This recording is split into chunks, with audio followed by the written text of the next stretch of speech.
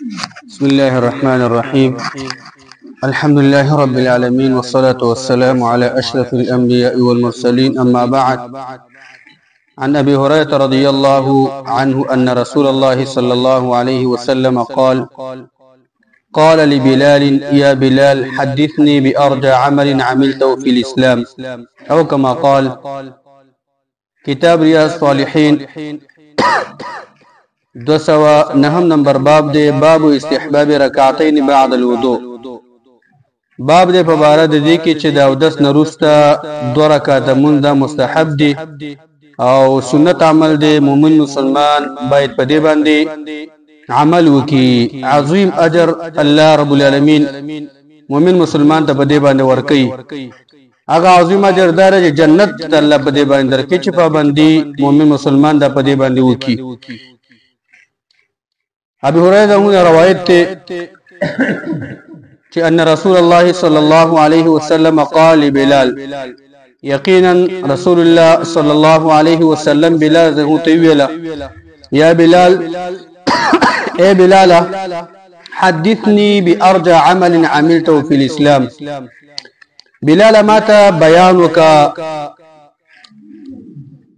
د داسې یو د ډېر زیات ثواب والا عمل چې په اسلام کې تا هغه عمل کړی. داسې یو بیان نه توکو، داسې یو خبر را تراګه د ډېر زیات ثواب والا عمل چې تا هغه عمل په اسلام کې کړی. فإني سمعت دفن عليك بين يدي في الجنة. وجداد چې یقینا ما استاد خپو आवाज هغه د استاد خپو د پیزارو چې کوم आवाज دی هغه ما په جنت کې د خپل ځان نه مخ کې واورېدو. جنت کې استاد خپو هغه د پیزارو आवाज د ما نه مخ کې ما په جنت کې واورېدو کله چې اسراء او معراج په شپه باندې زه اسمانونو ته قتلم. قال بلال ویل: ما عملت عملا ارجى عندي. اذا الله پیغمبره ما ته خودی سی عمل چې هغه ډیر زیات د ثواب والا ما ته معلومیږي. ما خودی سی عمل نه دی کړی، دسی عمل معلومات هغه ما ته نشته دی. من اني لم اتطهر طهورا في ساعه من ليل او نهار. د دینه چې یقینا ذکل هم شپه یا په ورځ کې یو ساعت او د یو وخت کې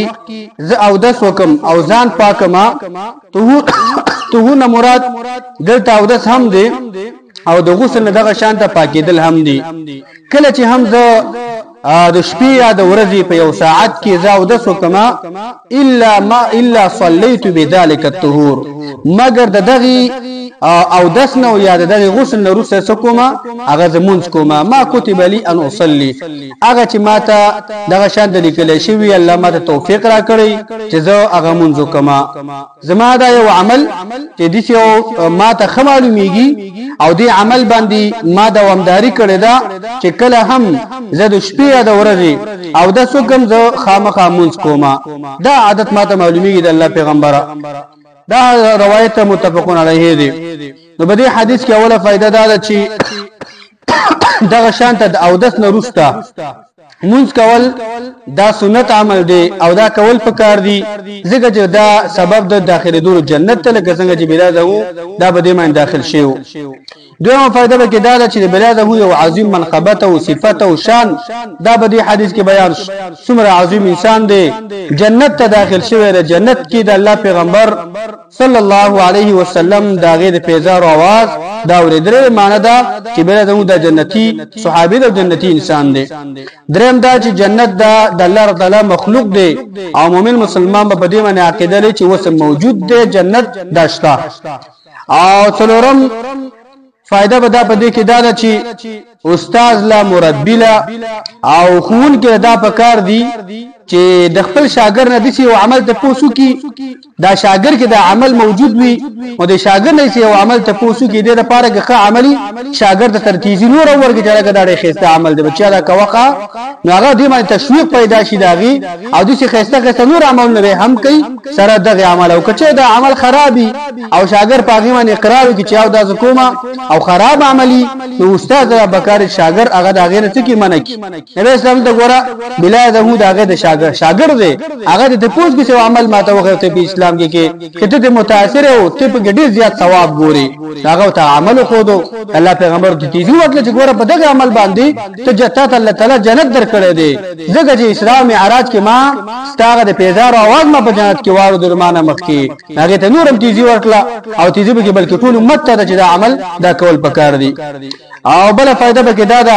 چې دا عقیده باید مؤمن مسلمان ولري چې د الله پیغمبر بشرو پیغمبرو او هغه په غیب باندې نه پوهیدو مګر هغه څه باندې پوهی چې الله هغه ته تعلیم ورکړو الله ته پوهه ورکړو بلا ده هو کشاره واورید او هغه داغه نه ته پوښ کې چې عمل دي ته ډېر ثواب ولا ښکاری په اسلام کې ما ته بیان وکړاږي ما ته هغه وخایا ما ته هغه بیان وکړه معنی دا چې بلا ده هغه یو د الله پیغمبر په نسبت مې یو ادنا انسان دی خدای د عمل نه خبر نه دی نو مؤمن مسلمان باید عقیده وساتي چې د الله پیغمبر صلی الله علیه وسلم پیغمبر دی بشر دی الله ول رسالت هغه نبوت ورکړو هغه په علم غیب باندې دا نه پوهیدو بل فائدہ به کې دا ده ازمن استاد لپاره خصوصا چې مؤمن مسلمان ته پکار دی چې هیڅ یو عمل په اسلام کې هغه د نیکی عملی دا به سپکو غنغنی هیڅ یو عمل فرضي عمل خلا پرې دا غړغړ کارونه خلا پرې دا هیڅ یو عمل چې نیک عمل ته کې دا بد مګنا عمل کوا خسته عمل کوا او نیکی ته د هر چا نه مخکې والے کوا اگر کې وړلې کی ځکه الله دې قبلې او بدغه وړلې کې بل تعالی ست عملونه ستاغه درجه ډیر زیات اوچته کی غړغړ عمل بتا تخکاری خدای به وزنی یو وړو کې عمل به کړي پټ به کړي اخلاص به ګډيري الله بدل هغه د شانتا هغه سبب د دې کې جنت ته داخل کی اله ده ته وګوره یو وړو کې عمل دی وسو آسان عمل دی او داس کوو درکات موږ کوا څومره وړو کې عمل دی بلا څومره سختي کړی دی اسلام کې څومره جهادونه کړی دي هغه د دې عمل له متاثر او بدغه عمل خصوصي د الله نه جنت وغوښتو او خاص د الله د رضا د پاره کو د بمدغه عمل الله کې تصور کړو الله خوښ شو هغه اخلاص خوښ شو د عمل خوښ شو الله جنت ته بوتلو نو دا شان د منګو تاسو ته الله پیغمبر په دې حدیث کې داخلي چې ګوره وړو کې عمل وای خو ستا اخلاص به ډیر زیاتی تا به دا شان د باغې من الله تعالی درجه اوچتيږي هر عمل چې نه کې دا کول پکار دی او قدر کول پکار دی او بلا فائدہ به کې دا ده خسته فائدہ به کې ودا ده چې د صالحین خلقونه کله کله ته پوس کوا چې هغه ته د نیکو اعمال او غلاري خي